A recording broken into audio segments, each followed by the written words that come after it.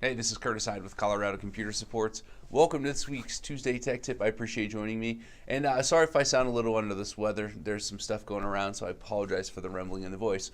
But let's go ahead and jump into it today. Well, we're going to talk about do-it-yourself troubleshooting.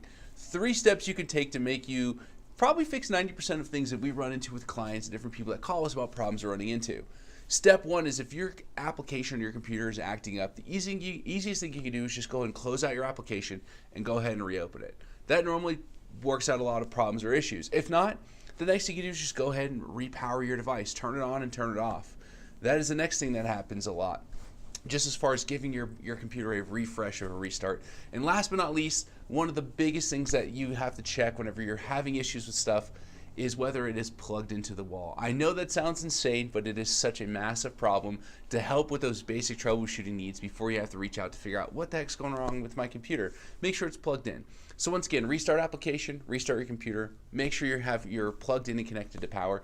Those 3 things typically eliminate 90% of problems we run into on a daily basis. But once again, if you do run into any bigger problems or any other challenging issues with IT in your business, feel free to reach out to us. We're Colorado Computer Support. We're experts at what we do, and you can always reach us at 719-439-0599 or find us on the web at www.coloradosupport.com. Well, thanks for hanging out with me for this week's Tuesday Tech Tip. You have a great rest of your day, and we'll see you next week. Thank you so much.